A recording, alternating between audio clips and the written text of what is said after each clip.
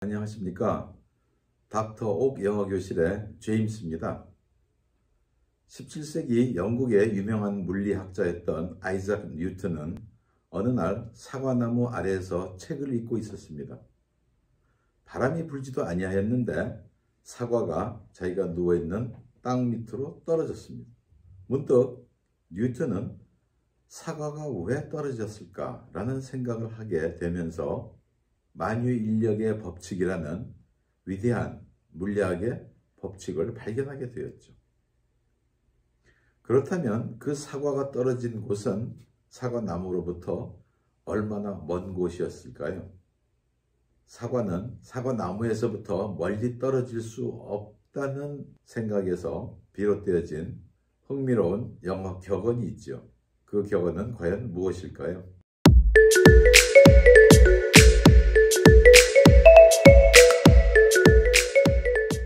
네, 닥터 옥 영어교실의 제24화는 가정이라는 세 번째 이야기를 부모와 자녀와 관련된 표현들을 중심으로 여러분과 함께 나눠보도록 하겠습니다.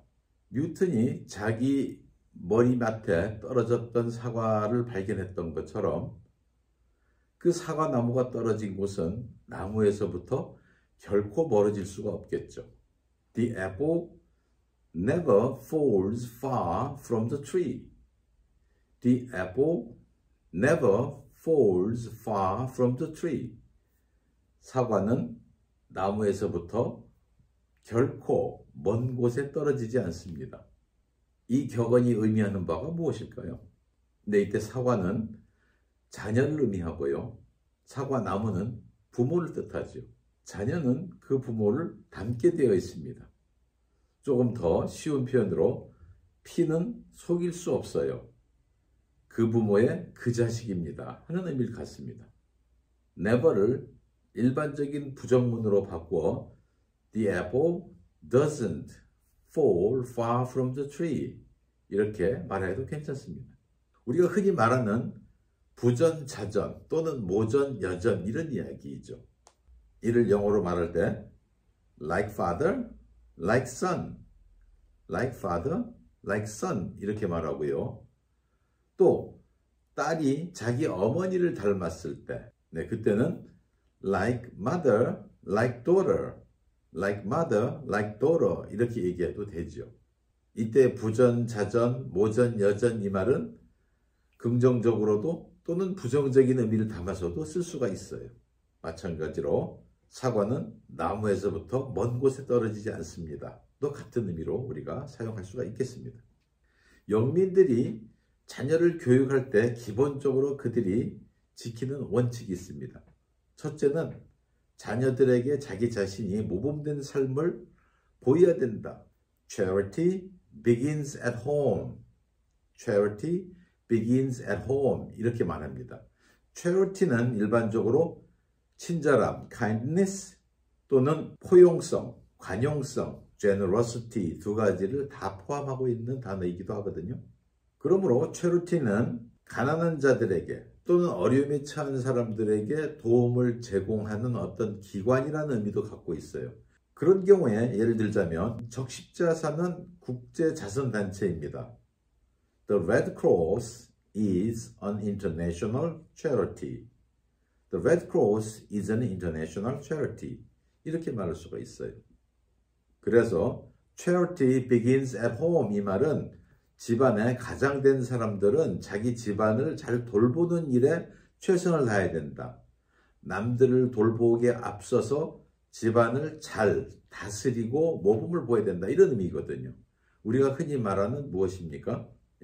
수신제가를 잘 해야 자기 집안을 잘 다스릴 수 있어야 사회와 또 나라에 선한 영향을 끼칠 수 있다. 이런 의미가 되는 것이죠. 그리고 서구인들의 자녀 교육은 일반적으로 친하지 않은 여러 사람들 앞에서 자녀들이 예의 바르게 행동하는 것을 가르쳐 줍니다.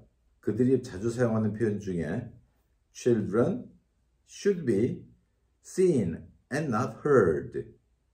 Children should be seen and not heard. 어린아이들은 should be 어떻게 해야 된다고요? seen and not heard. 보여지고 and not heard는 들려지지 않는다 이 말이거든요. 어떤 의미를 담고 있을까요? 어린 아이들은 어른이나 또는 여러 사람들 앞에서 얌전하게 또는 예의 바르게 행해야 한다라는 의미를 담고 있어요.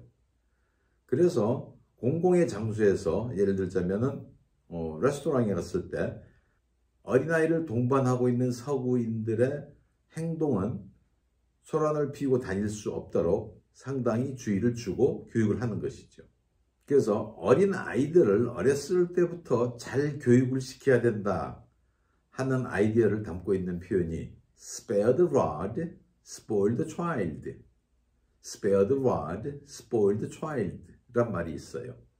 spare라는 것은 아낀다는 말이거든요. 그래서 the rod는 막대기, 우리말로 얘기하자면 회초리죠. 회초리를 spare, 아끼면은 어떻게 됩니까? spoil이라는 것은 망치다, 망가뜨리다 이런 의미예요. 어떻게 된다고요? spoil the child, 어린아이를 망치게 됩니다.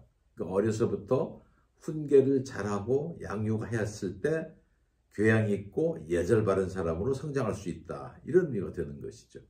일반적으로 child라는 것은 자녀란 의미이거든요.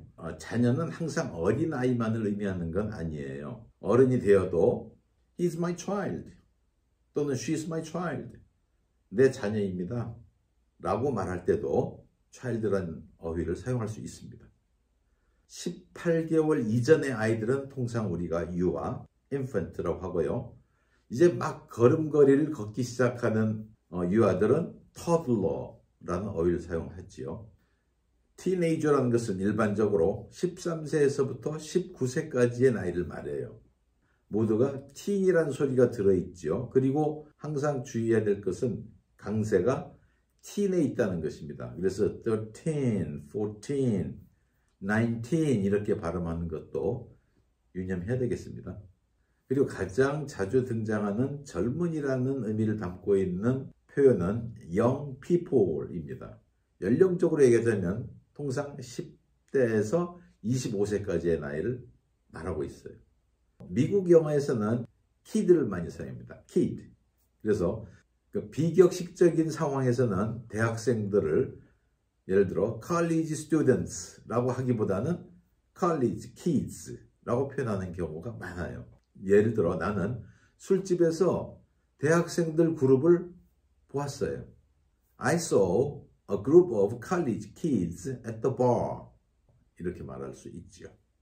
상황에 맞게 적절하게 또는 예의 바르게 행동한다는 것을요, 그들은 상당히 중요시 여기는데 자주 사용되어지는 동사가 behave입니다. 그래서 예를 들어 예의 바르게 행동하세요. 그 표현은 behave yourself 이렇게 말해요. behave yourself. 탐은 참 예의 바른 아이예요. 이런 표현을요. Tom is a well-behaved child. 또는 탐이 만일에 아주 예의가 없는 버르장머리가 없는 아이다 이렇게 얘기할 때는 Tom is a badly behaved child 이렇게 얘기하죠. 특별히 미국 사회에서는 자녀를 양육하여 그들이 고등학교를 마치게 되면 대부분 부모와 떨어져 살도록 가르칩니다. 부모들도 원하고요. 자녀된 자들도 부모에게서 독립해서 따로 살기를 원하죠. 고등학교를 졸업하면 미국인들은 통상 자기 스스로 독립하여 삽니다. 이 말을 After high school, Americans usually live on their own. 이때 on their own은 독립하여 independently 라는 뜻을 갖고 있어요. 고등학교를 졸업하였지만 자기 부모와 함께 머물러 살기를 원한다면 많은 경우에는 부모들이 그 자녀에게도 집세를 내게 하거나 그럴 수 없다면 집안 일들을 돌보도록 그렇게 요구를 하지요. 어떤 아들이 고등학교를 졸업하고 집에 머물러 있기를 원한다면 If he wants to stay at home, he must pay rent or do many household chores. 이때 household chores라는 것은 우리가 말하는 잡일, 허드렛 일이란 뜻이에요. 그리고 성경에서는 먼저 자녀된 자들은 부모를 공경하라고 가르치죠. 부모된 자들은 자녀들을 어떻게 해야 되겠습니까? 에베소서 6장 4절 말씀에 보면 또 아비들아 너의 자녀를 노엽게 하지 말고 오직 주의 교훈과 훈계로 양육하라 라고 말하고 있습니다. Fathers, do not exasperate your children. Instead, bring them up in the training and instruction of the Lord 라고 말하고 있습니다. exasperate라는 것은 감정을 자극하여 화나게 만드는 것을 말해요. 그 대신을 instead 이렇게 얘기했어요. 그 대신, 그거 대신, 화나게 하는 것 대신 해야 될 일이 뭡니까? bring them up. 이때 bring them up은 bring up이 양육하다라는 의미이고요. 한 동사로 표현하자면 raise입니다. 그러니까 그들을 잘 키우세요. 양육하세요. 뭘로? 주의 교훈과 훈계로 잘 키우세요. 라고 말하고 있죠. 네, 오늘 닥터 옥 영어교실 제24화는 가정에 관한 이야기로 특별히 부모와 자녀들의 관계에 대한 표현들을 중심으로 살펴보았습니다. 오늘 이야기가 여러분들에게 도움이 되셨다면 아직 구독 신청하지 않으신 분들 꼭 구독 눌러주시고요.